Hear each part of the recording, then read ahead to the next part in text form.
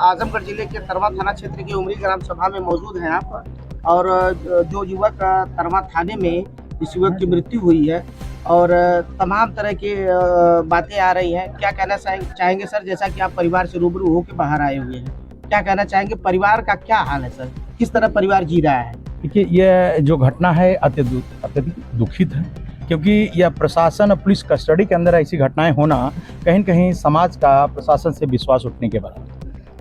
और परिवार की बात कर रहे हैं तो परिवार तो मैंने देखा उस दयनीय स्थिति में है कि किसी दिन भी दूसरी भी घटनाएं हो सकती हैं। जिस हिसाब से परिवार मुझे देखने को मिल रहा है कि उनके माता जी हैं, उनकी दादी जी हैं, उनके पिताजी हैं और उनके परिवार के अन्य लोग हैं, उनका देखने को मुझे मिला है कि वो लोग इस परिस्थितियों में है कि आवाज़ नहीं निकल पा रही है, बोल नहीं पा रहे हैं, उन लोग के डीप चल रहा है, अटैक का प्रॉब्लम है। तो इस तरीके से आज के समय में जो परिवार की स्थिति है, क्योंकि परिवार बहुत ही अत्यधिक पीड़ित है और परिवार न्याय की उम्मीद में बैठा हुआ है। मुझे लगता है कि जैसे उनकी माता जी ने कहा, अगर न्याय नहीं मिलता तो मैं भी उसी थाने में पहुंचूंगी। तो इसलिए मुझे लगता है कि प्रशासन को इस पर सक्रियता से काम करना चाहिए। जैसा कि सर कार्रवाई की अगर हम बात करें, कार्रवाई जिस प्रकार से हुई है तो उस कार्रवाई पे परिवार वालों की क्या राय है? परिवार वाले उस कार्रवाई से कितना खुश हैं और कितना खुश नहीं है? क्या संतुष्ट है कि नहीं उस कार्रवाई से? परिवार का जो मांग था, परिवार ने मांग किया था पुलिस अधीक्षक आजमगढ़ से, वो मांग उनके अनुसार नहीं हुई है।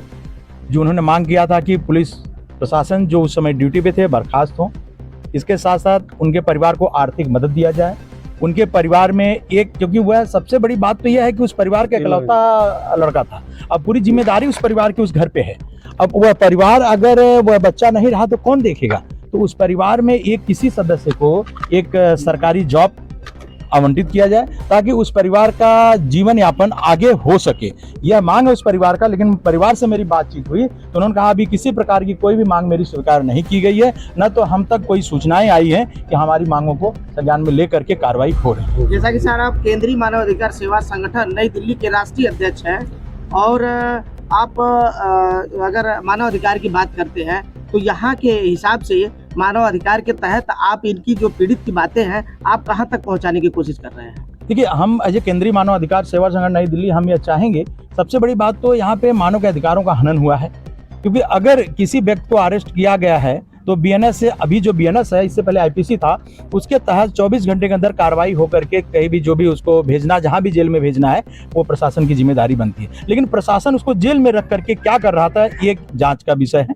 और कहीं न कहीं मैं देखने को मिलता है कि इस तरह का जो प्रशासन कर रहा है, इस तरह का जो प्रशासन का क्रियाकलाप है, वह समाज के लिए नुकसानदायक है, मानव के अधिकारों का हनन हो रहा है। तो हम इस पर आवाज उठाएंगे अपने इस केंद्रीय मानव अधिकार सेवा संगठन के द्वारा, इस परिवार को न्याय मिले, इस परिवार की जांच हो। विशेष रूप से हम चाहेंगे इस परिवार की जांच सीबीआई को सौंपी जाए और विस्तार रिपोर्ट दी जाए ताकि उस बच्चे के साथ जो घटना हुई है वो स्पष्ट हो सके और इस परिवार को न्याय मिल सके। ये हमारी मांग होगी। जैसा कि टीम सर आपकी जो सेंट्रल ह्यूमन राइट्स से आप नेशनल प्रेसिडेंट है और आपकी टीम काफ़ी लंबी है, तो यहाँ आपकी टीम कितना सपोर्ट कर रही है? यहाँ पे हमारी टीम आज आई है। हमने आश्वासन दिया है कि हम कल लेटर जारी करेंगे जिला अधिकारी को, अन्य लोगों को, अन्य प्रशासनिक लोगों को, कि जो मांग इस परिवार की है उस मांग को अत्यधिक बहुत तेजी गति से लेते हुए पूरा किया जाए ताकि उस परिवार को न्याय मिल सके। और जो सीबीआई जांच की मांग करी परिवार, जांच कराई जाए, विस्तार रिपोर्ट लाई जाए ताकि वह परिवार स्वस्थ हो सके, उस परिवार की जो मांग है वह पूरा हो सके। इसके लिए हमारी टीम लगातार आज से काम शुरू कर देगी, प्रशासन के टच में रह करके प्रशासन से जो मांग है उसको पूरा कराने का कार्य करेगी। सुनना है कि पुलिस प्रशासन धीमी गति से कार्य कर रही है, क्या कहेंगे आप? देखिए, पुलिस प्रशासन धीमी गति से कार्य कर रही है, परिवार पीड़ित है तो परिवार कहेगा ही, क्योंकि परिवार की जो मांगे हैं, जिस प्रकार से मैं देख पा रहा हूँ, परिवार ने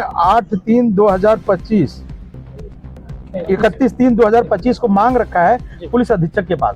अब वो पुलिस अधीक्षक ही बताएंगे कि इस पर अभी कितनी कार्रवाई हुई है। तो जब इन्होंने, आज तीसरा चौथा दिन है मांग का और उनको कोई जवाब नहीं मिल रहा है, तो परिवार तो यह अवश्य कहेगी कि भाई मेरी सुनवाई नहीं हो रही है, पुलिस प्रशासन धीमी गति से काम कर रही है। इसमें पुलिस अधीक्षक इनसे रूबरू हो और इनसे बात करें पुलिस अधीक्षक कि हम क्या क्या सुविधाएं या क्या आपको न्याय दिलाने का कार्य हमारी टीम कर रही है। वो पुलिस अधीक्षक की जिम्मेदारी है कि वह इस पीड़ित परिवार से मिले और पीड़ित परिवार को बताने का काम करे। क्या लगता है सर, पीड़ित परिवार न्याय पा सकता है कि नहीं पा सकता? देखिए, पीड़ित परिवार अवश्य न्याय पाएगा, क्योंकि अभी तक प्रशासन की बात थी, लेकिन अब समाज के लोग, संगठन के लोग, तमाम लोग इनके पास आने की काम शुरू कर दिए हैं। तो अब इनको न्याय मिलना है, वो मिलेगा ही मिलेगा। और हमारा केंद्रीय मानव अधिकार सेवा संगठन इसके लिए विशेष रूप से काम करेगा कि इनको न्याय मिलेगा ही मिलेगा। धन्यवाद। धन्यवाद।